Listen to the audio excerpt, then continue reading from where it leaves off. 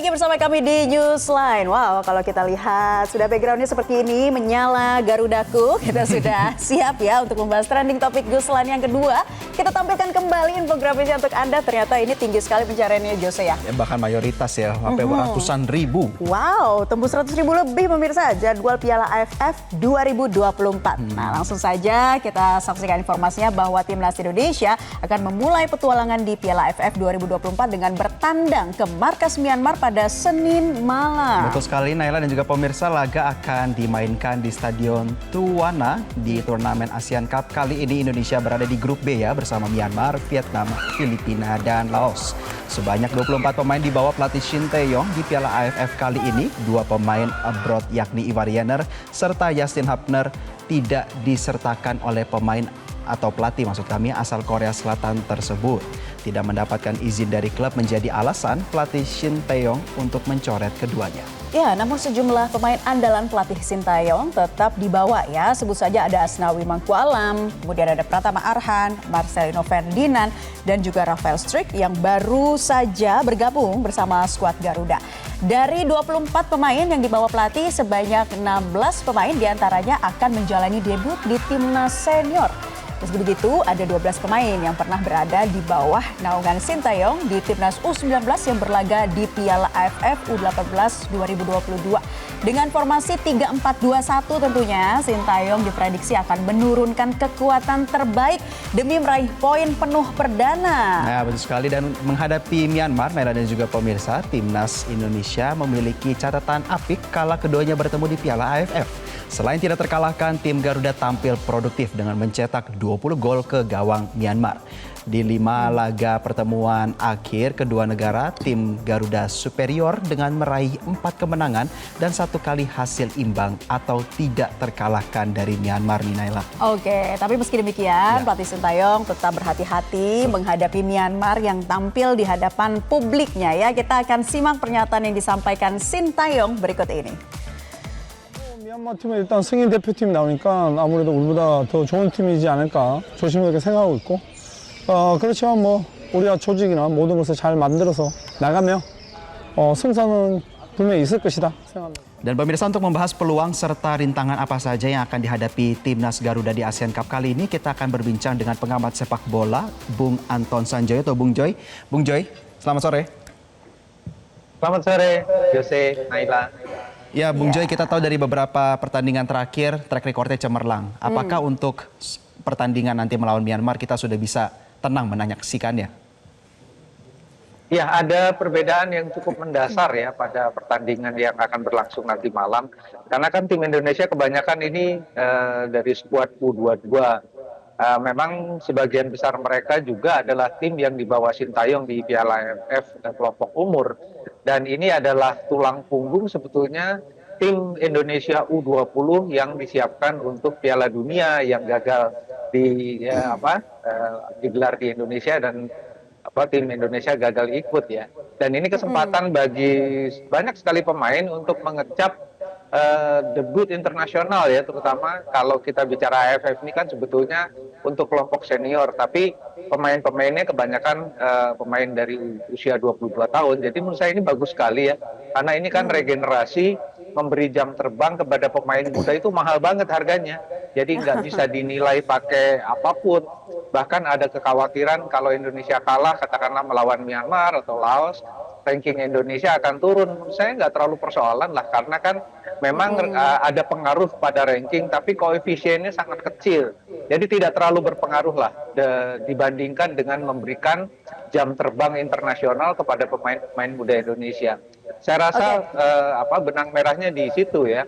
Dan kalau soal target dan yang lainnya, menurut saya karena yang diturunkan adalah pemain muda melawan Myanmar atau katakanlah nanti Filipina, Vietnam yang menurut kabar akan menurunkan tim senior, menurut saya juga nggak terlalu masalah ya, karena malah mereka akan tampil lepas karena mereka kan pemain-pemain junior kebanyakan melawan tim senior. Jadi kalah pun bukan aib, menang menjadi bonus. Jadi menurut saya itu malah akan menjadi motivasi bagi tim Indonesia kali ini. Tapi ini menjadi tantangan sendiri ya Bung Joy untuk Shin Tae-yong dalam meracik formulanya memadukan pemain senior dan juga pemain junior melawan Myanmar ini. Oh ya tentu saja karena apalagi sebagian besar pemain yang kategorinya U22 itu kan jarang sekali berkumpul bersama bermain dalam satu tim. Kalau Pratama Arhan, Hoki Caraka sudah tampil banyak sekali di banyak pertandingan, demikian juga Marcelino, Asnawi. Rasanya nggak ada persoalan, Rafael Struijk nggak ada persoalan dengan itu. Dan saya yakin sih mereka akan menjadi mentor ya bagi pemain-pemain lainnya di lapangan. Dan rasanya itu bagus saja meskipun saya juga kritik ngapain harus mengambil pemain-pemain senior yang sedang berkonsentrasi sebetulnya untuk kualifikasi Piala Dunia. Tapi ya oke lah itu mungkin pilihan dari PSSI juga dan Sintayong karena mungkin meskipun tidak ditargetkan untuk menjadi juara tetapi mungkin juga ada target lain misalnya sampai ke semifinal atau sampai ke final. Jadi rasanya ada pro dan kontra menurut saya itu biasa saja. Tetapi dengan adanya pemain-pemain yang sudah tampil untuk senior, menurut saya itu bagus-bagus saja ya. Meskipun juga ada resiko mereka bisa cedera. Dan kalau cedera, Indonesia yang akan dirugikan karena masih akan menghadapi 4 pertandingan penting di kualifikasi Piala Dunia. Jadi rasanya sih Sintayong mengambil risiko itu untuk tampil di Piala AFF kali ini. Ya artinya Bung Jo di sisi lain apakah bisa kita lihat AFF atau Asian Cup ini momentum ya sebenarnya bagi timnas senior untuk regenerasi nih. Seperti apa pandangan Anda? Justru itu yang sebetulnya kalau saya pribadi sangat mengharapkan regenerasi ya. Karena kan yang kalau kita lihat di tim nasional sekarang yang senior kan ada 16 pemain diaspora gitu loh. Yang menurut saya itu kan binaan dari federasi lain lah. Meskipun mereka berdarah Indonesia, mereka secara legal bermain untuk Indonesia, tapi kan pemain ini dibina di KNVB kebanyakan gitu di Federasi Belanda. Jadi tugas PSSI sebetulnya belum paripurna untuk soal ini. Jadi kalau mereka mengklaim bahwa ini untuk regenerasi, mudah-mudahan ya pemain-pemain inilah yang akan menjadi tulang punggung timnas senior kelak ya yang akan tampil, mudah-mudahan bisa tampil lagi di Piala Dunia atau di event seperti Piala Asia yang menurut saya harus menjadi tonggak ya, menjadi tolok ukur bagi perkembangan tim nasional di masa mendatang ya. Pemain-pemain inilah yang di-breeding di kompetisi dalam negeri, ditambah lagi kalau ada pemain yang bisa dikirim ke luar negeri, memperkuat tim-tim elit di Asia atau di Eropa, menurut saya jauh lebih bagus lagi dan jauh lebih paripurna sebetulnya kerja dari PSSI. Oke, Bung Joy, kalau kita berbicara mengenai turnamen ataupun Piala AFF ini ya, ini seakan bisa membuat juga sebagian pecinta sepak bola tanah air itu geram. Kenapa? Karena seringkali ini kita terjungkal, padahal udah dikit lagi nih ya mau meraih gelar juara. Nah ini apa sih yang kemudian bisa harus diperhatikan agar Indonesia benar-benar kali ini bisa membawa trofi di Piala AFF 2024? Ya, Indonesia kan 6 kali menjadi finalis ya. Dan hanya menjadi runner up gitu. Dan memang menurut saya ada faktor yang barangkali bisa diperbaiki pada penampilan kali ini yaitu mental bertanding pada big event. Kalau AFF-nya sendiri menurut saya ya levelnya kan cuma Asia Tenggara, tetapi ketika sudah sampai di final dengan ekspektasi penonton Indonesia yang begitu bergemuruh misalnya atau sekarang ekspektasi netizen yang begitu besar, memang kan tekanannya begitu kuat ya. Jadi memang ada beberapa final yang menurut saya Indonesia sebetulnya lebih layak menjadi juara daripada lawannya gitu loh. Tapi memang kan di sepak bola ini ada masalah keberuntungan juga. Ada masalah di mana ketika harusnya menang ada faktor-faktor keberuntungan yang tidak bisa dicapai. Nah, dari 6 kali menjadi finalis menurut saya ada 3 atau 4 kali Indonesia tidak beruntung ya. Banyak hal kan seperti itu. Kalau kita lihat di level internasional, Belanda berapa kali masuk Piala Dunia final ya kan? Mereka nggak pernah juga jadi juara gitu. Jadi ya mungkin di big event atau di final memang ada faktor lain ya.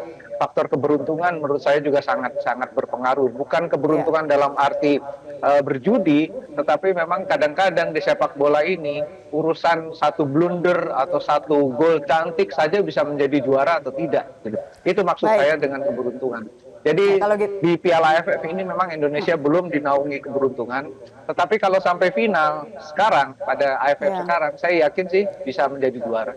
Amin, kita doakan satu Indonesia ya. Doanya harus lebih kuat lagi nih kalau memang ada faktor keberuntungan untuk bisa mencapai juara. Terima kasih ya Bung Joy atas informasinya, atas sharing-sharingnya dan juga apa yang disampaikan tadi. Semoga juga bisa menjadi masukan untuk timnas kita ke depan. Pengamat sepak bola, terima kasih sudah bergabung di Newsline.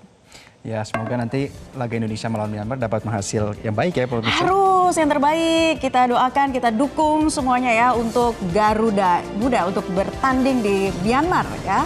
Dan kita masih akan kembali tentunya dengan informasi lainnya. Tetaplah bersama kami di Newsline. Jelajahi cara baru mendapatkan informasi. Download Metro TV Extend sekarang.